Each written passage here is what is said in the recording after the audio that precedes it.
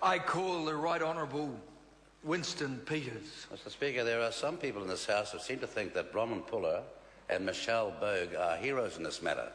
I want to remind them that those very people from the National Party who began this attack on ACC's provisioning under Nick Smith and backed them all the way until one sad day it affected them. And then they want to be different than all the rest of the people around New Zealand who were suffering massive cutbacks of physiotherapist services all around the country. All those other people were on the outside because of the policy that they in the National Party promoted, and all of a sudden one of their own got caught by their own policies, and some people are trying to forgive them and paint them as heroes. What is happening with the National Party and ACC? You see, Bronwyn Puller was a National Party campaign organiser, Michelle Bogue, a former National Party president, despite the fact that she had been convicted of trying to pervert the course of justice at a commission of inquiry by this country's leading judge, she still went on to be promoted to being the president of the National Party. This is extraordinary. Then you've got Nick Smith, the MP who's a minister, National Party, Collins, National Party minister, and of course there was Wayne Mapp, who used his influence as a minister to push for Bronwyn Puller's case before an insurance company to extract millions from them. Now, what are the consequences of this here? It's no coincidence at all that the involvement of these people and the National Party officers with ACC is though it's some private little fiefdom for themselves. The National Party using ACC as some sort of private agency. Nick Smith acting for Bronwyn Puller against his own department. Then you got the repatriation of Nick Smith by the National Party as we speak. That's why he's given all that speaking time. Why he's been allowed to ask all these questions. Because they intend to bring him back, even though he was found out to be a totally inappropriate minister at the time. We all know that. Oh, no, we're not going to have two standards here for the case of Simon Bridges. No siree. I want to say to Simon Bridges, have you read this article? Have you read this article today in the Herald where they set out the words and the writing from one Bronwyn Puller, not her brother, from one Michelle Bogue, the former National Party president, where she says this. You see, she's trying to appear as pure as a driven snow. But I want to know from Simon Bridges, who claims to be a lawyer, and a prosecuting lawyer at that, even though we know that the prosecuting licence is held by the firm and not the private individual, although Simon told us otherwise, did he not? But back to my point, he says this. Michelle Bogue writes, you see in the correspondence attached to the email I'm forwarding that while Mr Murch asked for the return of data, he did not acknowledge that this would be contingent on reaching an agreement acceptable to both parties, which was our understanding, unquotes. Mr Bridges, does that sound to you like extortion? Because it does to me. It does to me. Look, just last month, Justice Young revealed that ACC had to take legal steps to prevent a man publicly releasing another person's case notes. The corporation had sent him an error. So there is a court case, the High Court, stopping a man doing exactly what these people were threatening to do as part of their resolution plan.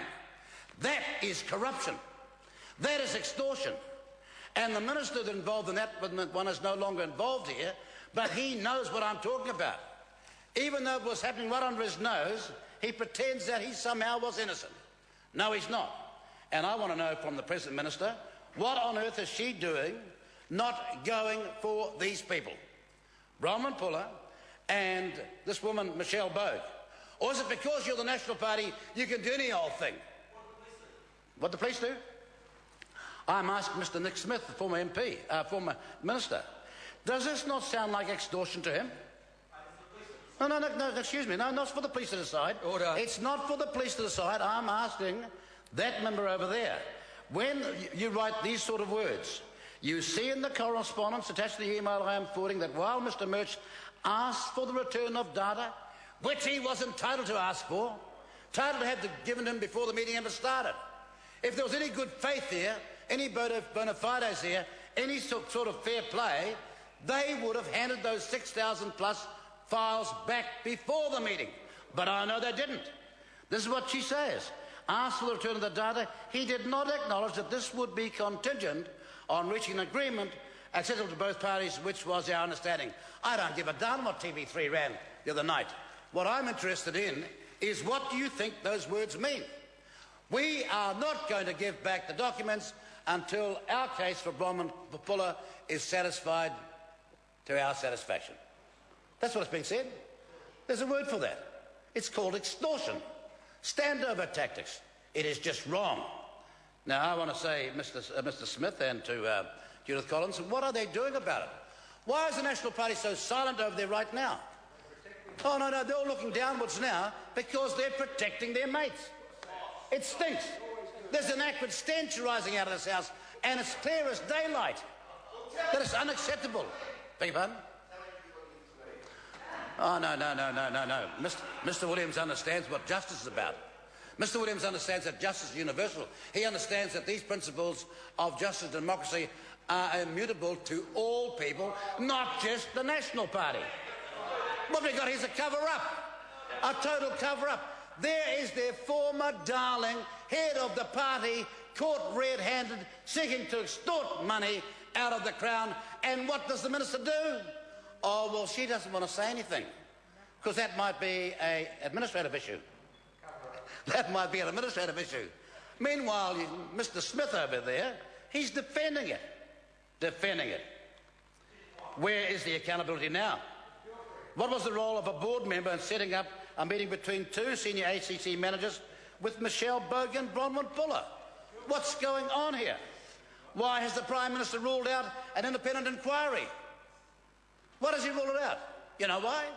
Because all his friends get nailed if there's an inquiry. So, hence, no inquiry. Isn't it convenient that the Chairman, John Judge, and two of his senior colleagues have been let go? Don't come Monday. Dead men, of course, tell tales. It's time to lift the lid on the whole affair. It's time for the National Party to stop protecting its mates. It's rightly pointed out by previous speakers that this was a portfolio taken over by the Honourable Nick Smith, who can be a right Looney-Tune ideologue when he wants to be. He can be a right off-the-wall Looney-Tune ideologue when he wants to be. I'll give you an example. He gets the job, and the first deceit he runs, deceit one. He says the whole place is broke. That the whole place is broke. He says if it was an insurance company, it'd go bust. But it's not an insurance company. It was never an insurance company. Read the Woodhouse report from the time it... I know you have not. Look, I'll tell you, but I'll give you a bit of advice. Go and see Justice Thomas QC, Justice Thomas's serious defence of ACC on that very basis. With respect, I saw that man playing rugby on Saturday. Somebody must have hit his head too hard because he doesn't remember the facts. The facts are this. The facts are this. It is a pay-as-you-go scheme. And the question has always been about the tail, and what Mr. Nick Smith sought to do was, first of all, try havoc and let loose the dogs of increased prices. And that's what he did. And the second deceit was that, of course, that he booted up the levies. And then, of course, the whole thing got somewhat caught out or upset when it was found that they were way ahead of their surplus.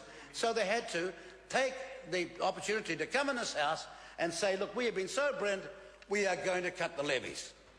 Massively put up wrongly in the first place by one Nick Smith. But I want to close and say this, Mr. Chairman, or Mr. Speaker, and it's this. Why is this woman not being charged with extortion? It's all there in her own documents. It's all in her own documents. She wanted to enter an arrangement which went this way. You get the 6,000 plus copies back. Order. Oh, no. So ACC will get the 6,000 plus copies back, contingent on reaching an agreement acceptable to both parties. That is extortion. And why is the National Party allowed to defend its mates when they shout blue murder and 3 strikes and you're out for everybody else? They are containted, they are contaminated with this cant, and there's a word for it, it starts with H. No. The member knows that he cannot use that at all. It's a circumlocution, and the member is trying to get around it, and he knows better. Can I just ask you this question then? Why is it that these mendacious civil rights still remain in office? I call